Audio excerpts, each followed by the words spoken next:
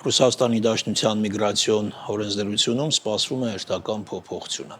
Հունիսի 30-ից ոչ վիզային ռեժիմի քաղաքացիները Ռուսաստանի Դաշնություն մեկնելիս պետք է անցնեն գրանցման ընթացակարգ միասնական նույնականացման եւ վավերացման համակարգում, օգտագործելով միասնական պորտալի բջջային հավելվածը։ Եվ դա լինելու է ոչ ուշ, քան Ռուսաստանի Դաշնություն մուտքից 72 ժամ առաջ, իսկ արտակարգ դեպքերում ոչ ուշ, քան 4 ժամ առաջ։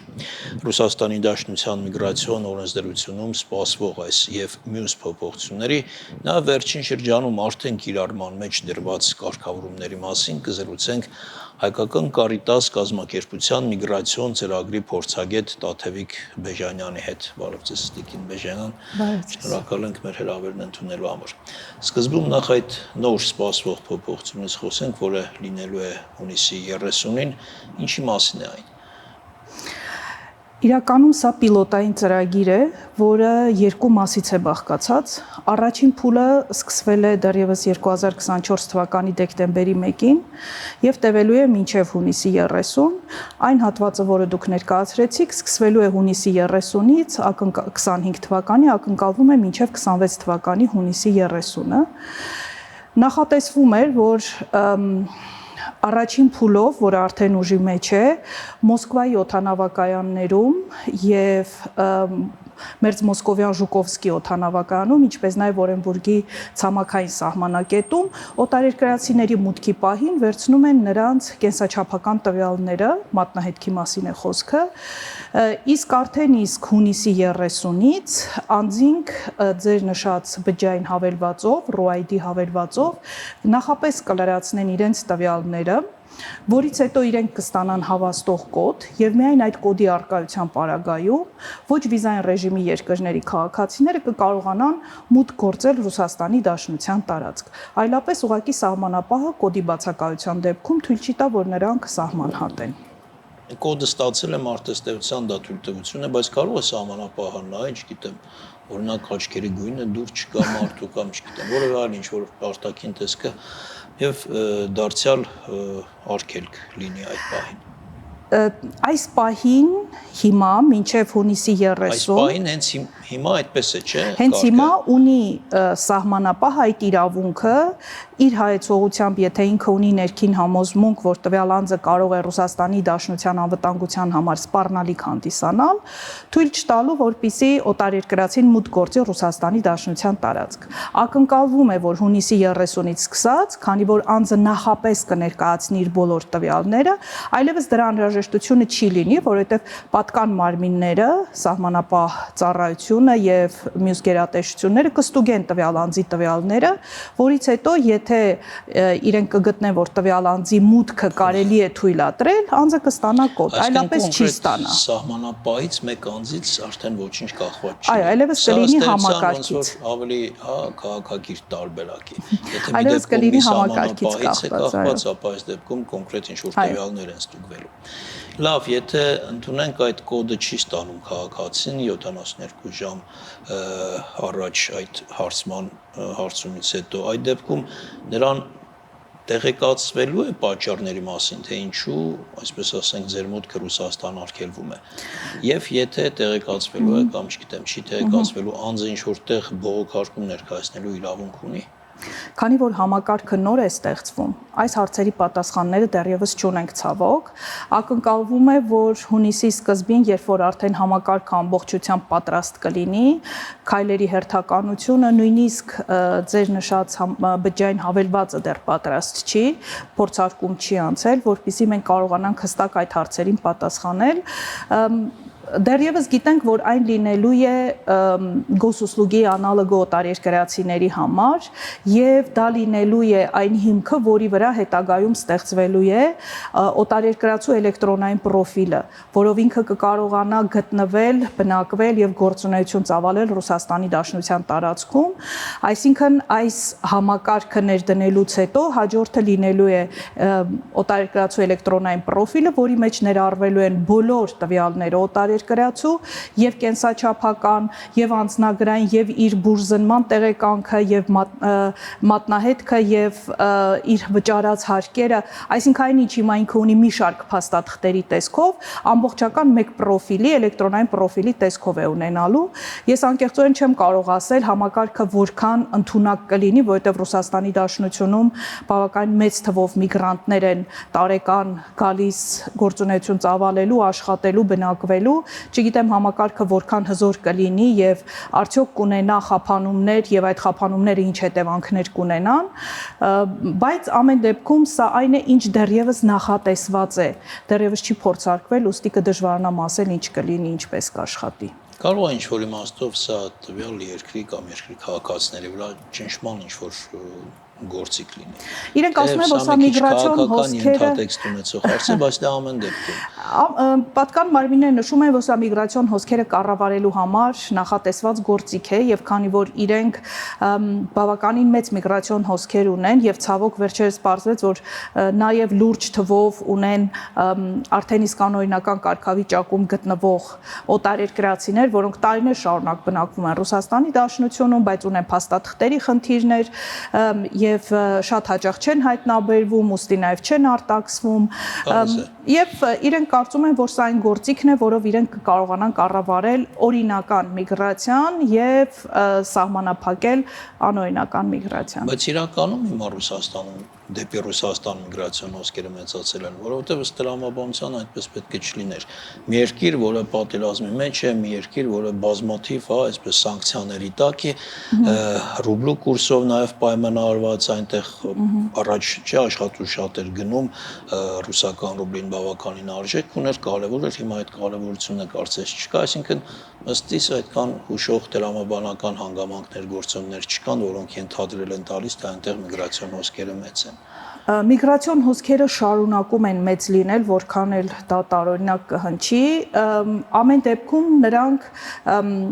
այն երկրներից, որտեղից մշտապես ունեին, միջինասիական երկրներից, Տաջիկստան, Ուզբեկստան եւ Ղրղստան, այդ հոսքերը շարունակում են մեծ լինել։ Հայաստանի պարագայում իդեպ մեր հոսքերը ռուսաստանյան ամբողջ հոսքերի մեջ միշտ բավականին փոքր են եղել, 3-ից 3.5%, մեր համար էին մեծ, որովհետեւ մեր բնակչության թվի համեմատ մեզ համար թիվը մեծ էր, բայց Ռուսաստանի միգրացիոն հոսքերի մեջ այդ թիվը ընդհանուր առմամբ փոքր էր։ Ամեն դեպքում Հայաստանից միգրացիոն հոսքերը դեպի Ռուսաստանի Դաշնություն նվազման միտում ունեն։ Եվ վերջին 2 տարիներին առնվազն 30%-ով այդ հոսքերը կրճատվել են, դրանք վկայում են մեր ունեցած թվային տվյալները։ Մյուս կողմից ես կարող եմ նշել, որ այնուամենայնիվ եւ միգրացիոն օրենսդրության խստացումները եւ Ռուսաստանի Դաշնությունում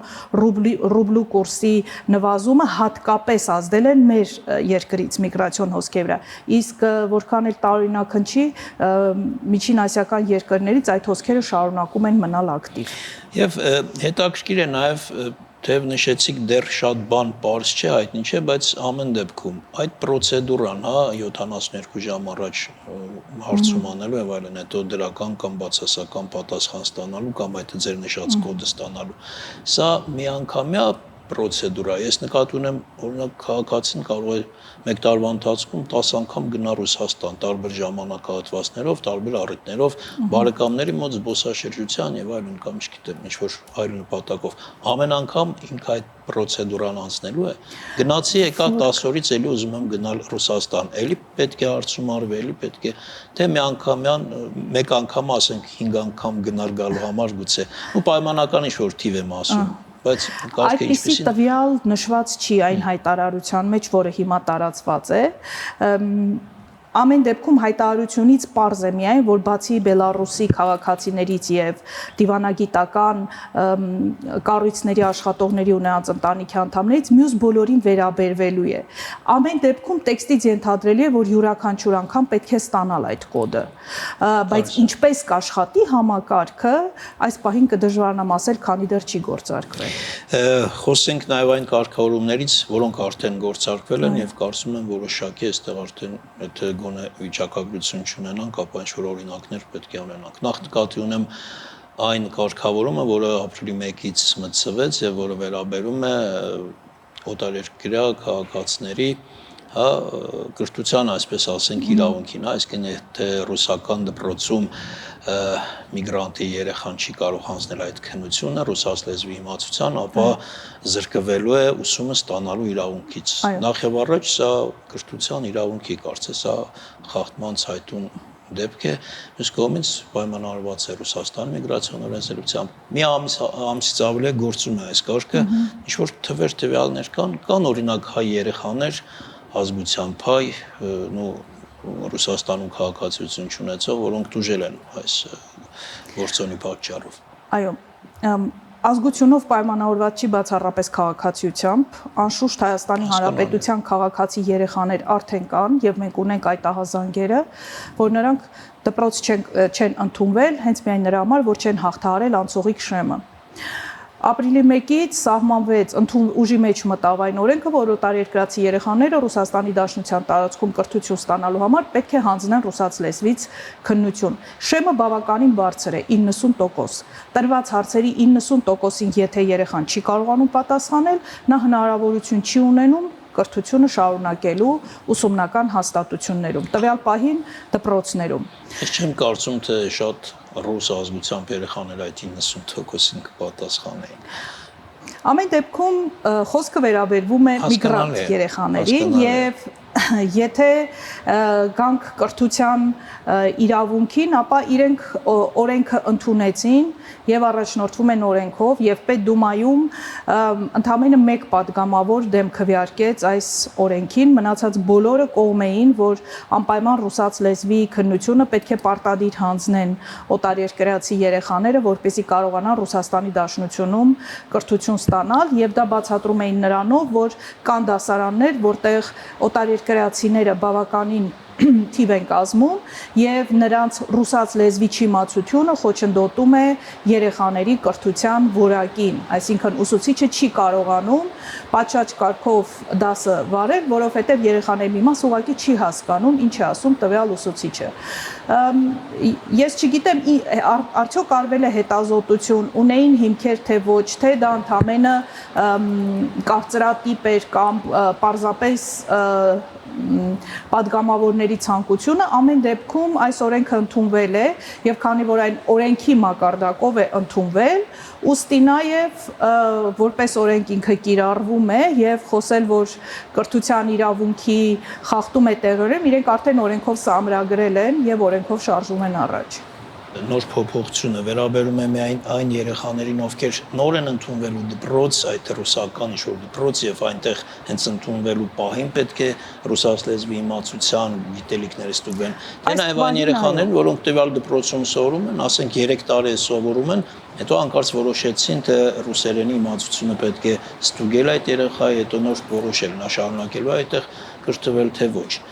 Այս պահին մեր ունեցած տվյալներով նոր գնացողներին են քննություն վերցնում, դեռ մենք չունենք այդպիսի ահազանգեր, որ արդեն իսկ դպրոցում սովորողներին եւս պարտադրել են, որ այդ քննությունը հանձնեն, ունենք նրանց, ովքեր նոր են գնում դպրոց եւ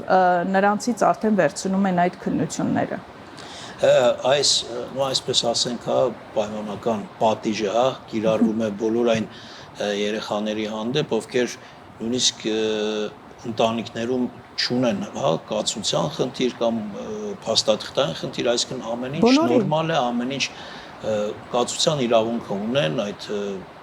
բոլոր անհրաժեշտ փաստաթղթերը։ Սա վերաբերվում է բոլոր օտարերկրացի երեխաներին։ Ես նկատի ունեմ հետեւյալը, տեսեք, ընտանիքը ոչ մի փաստաթղթային խնդիր չունի, այն ինչ որ անհրաժեշտ է, այնտեղ այն որ կոչվում է ռուսերեն վիդ նաժիցելստո, այդ ամեն ինչը ունի, բայց երեխան ռուսերեն այնքան լավ չգիտի, ասենք 90-ի փոխարեն 85%-ին է հարցերի պատասխանը կամ այդ մի փոքր հանգամանքով պայմանավորված երեխան զրկվելու է, ուսման իրավունքից։ Եթե երեխան չունի Ռուսաստանի Դաշնության քաղաքացիություն, նա համարվում է օտարերկրացի եւ նրան վերաբերվում է այս կարգավորումը։ Այստեղ մեկ այլ խնդիր կա երեխաների հետ կապված, որ եթե երեխաները որպես օտարերկրացիներ օրինակ չունեն միգրացիոն հաշվառում, ռեգիստրացիա, կամ ծնողները գնել են կեղծ ռեգիստրացիա, որպեսզի երեխային կարողանան դպրոց տանել, բավականին խիստ ստուգումներ, այս դեպքում շատ խիստ, հիմա շատ խիստ ստուգումներ են գնում, արդեն իսկ փետրվարի 5-ից սկսած, եւ այս երեխաները քանի որ երեխաներին իրենց օրենքով չեն արտաքսում, ծնողների օրինական գտնվելը չեղարկում են եւ ծնողների հետ միասին արտաքսում են։ Սա պատժի ամենախիստ տեսակն է արտաքսումը, թե ես գիտեմ, որ նաև դատավարություններ են լինում, չէ, համապատասխան եւ ավելի խիստ պատիժներ էլ կան, չգիտեմ, օրինակ կարճ ժամանակով ազատազրկում։ Այս կետի հետ կապված ոչ, արտաքսում են։ Ես ընդհանրապես միգրացիոն օրենքները խախտելու Իհարկե, միգրացիոն օրենքները խախտելու համար տարբեր պատիժներ կան, մուտքի արգելք կա,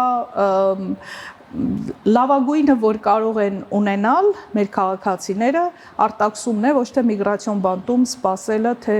ինչպես կվճռվի իրենց ճակատագիրը։ Մյուս խնդրահարույց այդ փոփոխությունը կացության իրավունք ունեցող այն մարդիկ, ովքեր վարորդական իրավունք ունեն իրենց երկրի, կարող են, չէ, այն ժամանակ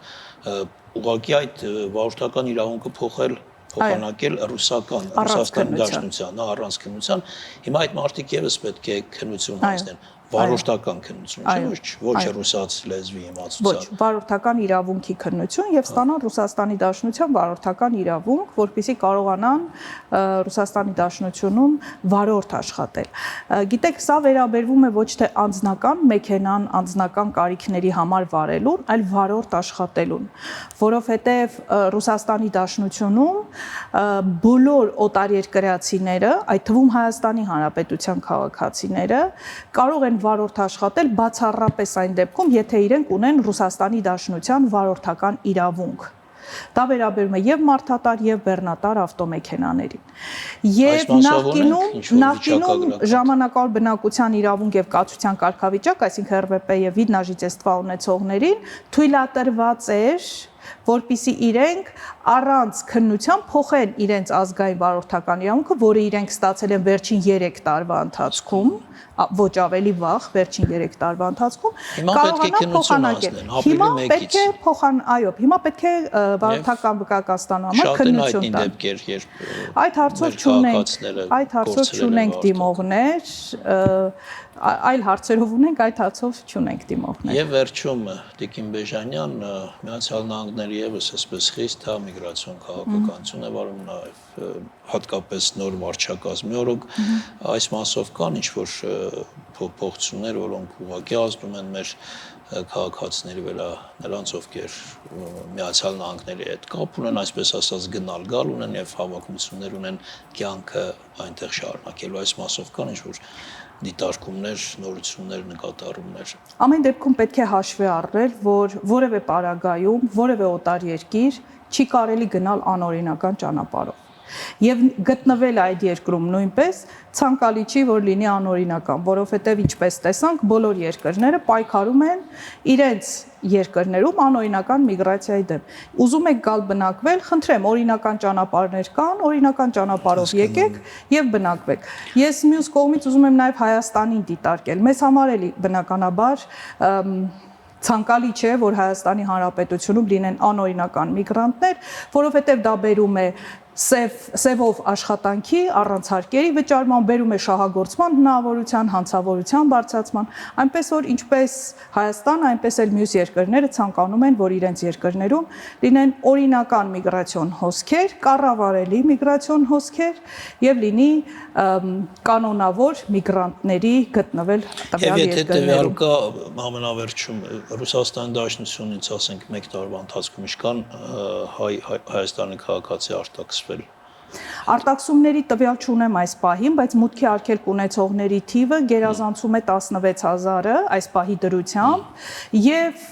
մոտ 30000-ի կարգի գտնվում են վերահսկվող անձանց ռեեստրում, դա նշանակում է ունեն որևէ խախտում, բայց քանի որ ժամկետը երկարացվեց մինչեւ սեպտեմբերի 10, դեռևս կարող են օրինականացնել իրենց գտնվելը Ռուսաստանի Դաշնությունում։ Շնորհակալություն։